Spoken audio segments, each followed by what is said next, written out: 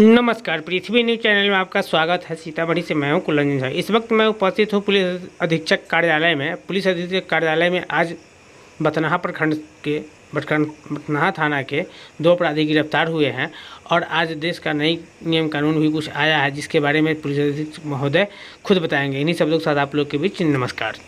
अंजाम दे रहा था, बार घटना में आ रहा था कि इस पल्सर बाइक से ही आकर के घटना को अंजाम दिया जा रहा था। लगातार 7-8 घटना हुई थी, जबकि मेजरगंज सैयारा, कोठरी, सोनबरसा और बथनाहा क्षेत्र में। तो ये लोग ज़्यादातर समूह वाले को लूटपाट करते थे, उसमें उनको लाइनअप मिलता था। कई महिलाओं के नाम पर ये लोन भी लिया था और उन्हीं से इंफॉर्मेशन कलेक्ट करके कि ये पैसा लेकर के जा रहा है, उसका ये लूटपाट करता था समूह। कुल कितने मामले सर दर्ज हैं? 21 का तो हमारे पास अभी है, लेकिन इसके पास और भी आपराधिक इतिहास खंगाले जा रहे हैं। 25 से ज़्यादा मामले इसके दर्ज हैं और सभी मामले लूट, मर्डर, रंगदारी यही सब और इसकी गिरफ्तारी से निश्चित ही बहुत बड़ा पुलिस को सफलता मिला है। जो भी इसमें इन्वॉल्व है, SDPO सदर 2 के नेतृत्व में पूरे इसका किया गया है और जो भी इसमें इन्वॉल्व है सभी को पुरस्कृत किया गया है। सर कल SSP जवान ने उसको गोली मारी थी, क्या मारी? उसमें कार्रवाई की जा रही है। FSL की टीम दी गई थी और हम लोग सभी पहलुओं पर जांच कर रहे हैं और जो भी फैक्ट्स आएगा सामने उसको हम लोग आपके सामने रखेंगे। 1 जुलाई 2024 से नए आपराधिक कानून 3 लागू हो रहे हैं। भारतीय संसद से पारित 3 नए अपराध कानून जो हैं जिसमें मानव अधिकार एवं मूल्यों को केंद्र में रखा गया है। नए कानूनों में अब दंड की जगह न्याय की प्रक्रिया है। तीनों कानून जो नए हैं वो आज से लागू हो गए हैं और इन कानूनों को कार्यान्वयन के लिए 25,000 से अधिक लोगों को प्रशिक्षित किया गया। पुलिसकर्मी को, पुलिस पदाधिकारी को, सीतामढ़ी जिले से भी 600 लोगों को ट्रेनिंग किया गया है। नए कानून में जो है डिजिटल तौर पर FIR, notice, summon, trial, record, forensic, case diary और बयान आदि को संग्रहित किया जाएगा। तलाशी और जब्ती के दौरान भी वीडियोग्राफी, फोटोग्राफी के लिए बिहार पुलिस के सभी अनुसंधानकर्ता को लैपटॉप और मोबाइल उपलब्ध कराए जा रहे हैं। सभी जिलों में एक FSL की टीम आई है, उसमें इस जिले को भी एक FSL की नई टीम मिली है। जो भी घटनाएं होंगी उसमें FSL की टीम साइंटिफिक रूप से एविडेंस को कलेक्ट करेगी। उसी में आरती मैडम यहाँ ज्वाइन की हैं आज।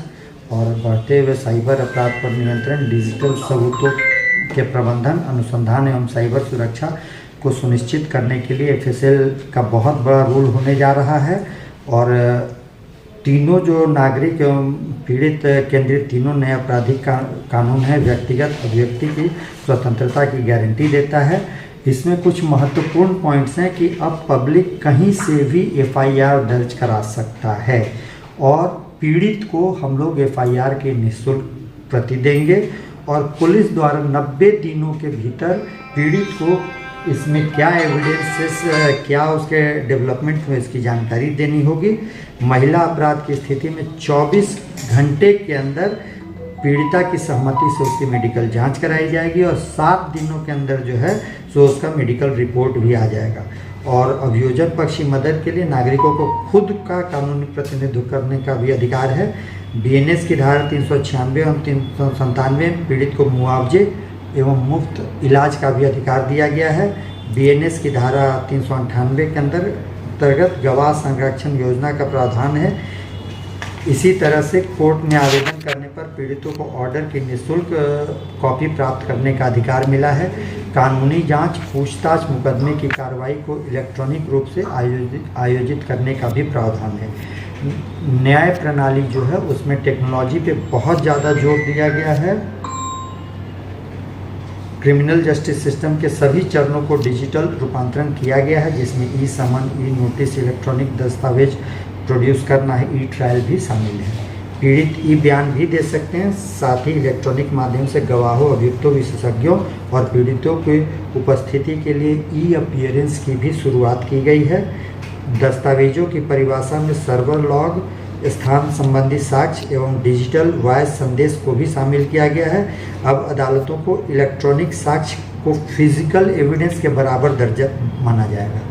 जो इलेक्ट्रॉनिक का भी दायरा बढ़ा दिया गया है। तलाशी और जब्ती जो भी होगा उसकी वीडियोग्राफी भी कराई जाएगी। खास करके इस BNS के तहत महिलाएं एवं बच्चों के लिए विशेष प्रावधान किए गए हैं।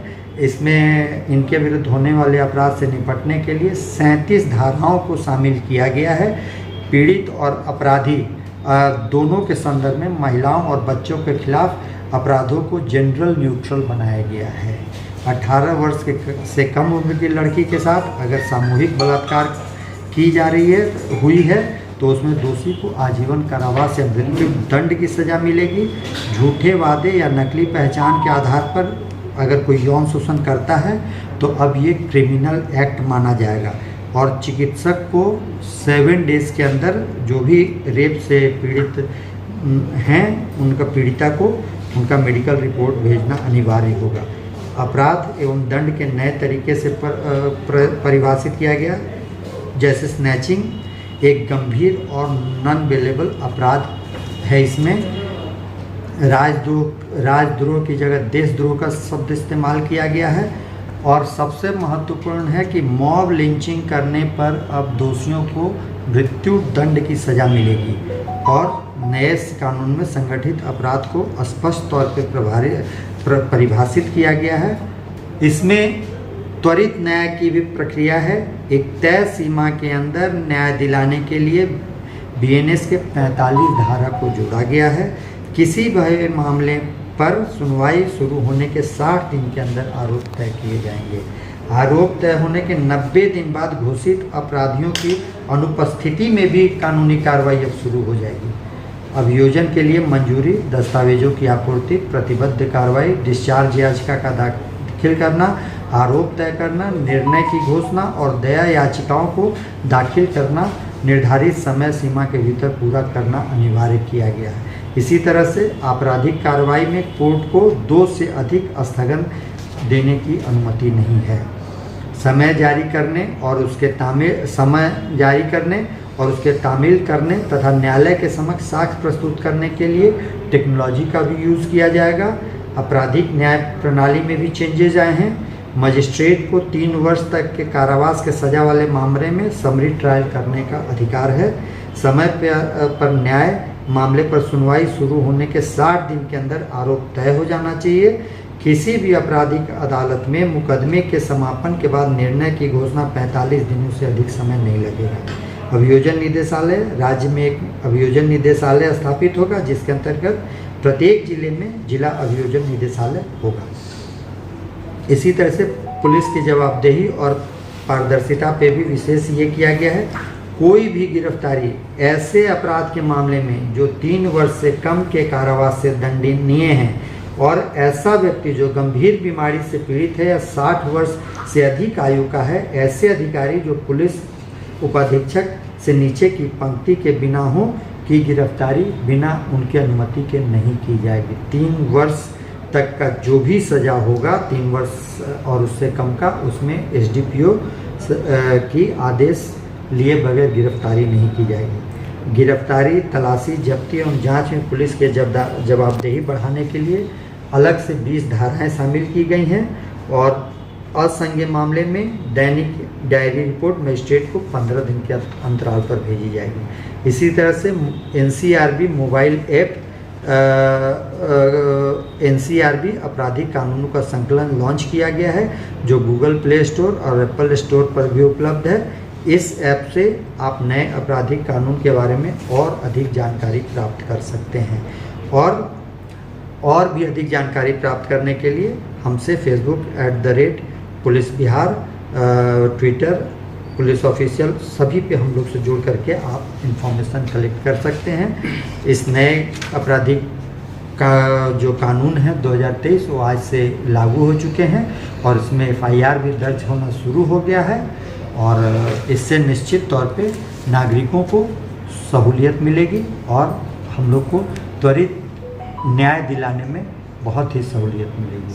Thank you sir. नए कानून के तहत जो कितने मामले भी दर्ज किए गए हैं जी? अभी तो आज तो 3 मामले दर्ज किए गए हैं जी और भी आगे अब इस नए कानून के तहत ही मामले दर्ज किए गए। सर, जिसके साथ जो बच्ची हो 4 साल 5 साल या 10 साल की, उसके साथ अगर 1-2 महीने पूर्व दुष्कर्म हुआ हो और उसका अगर केस नहीं हुआ हो तो उसके लिए क्या होगा?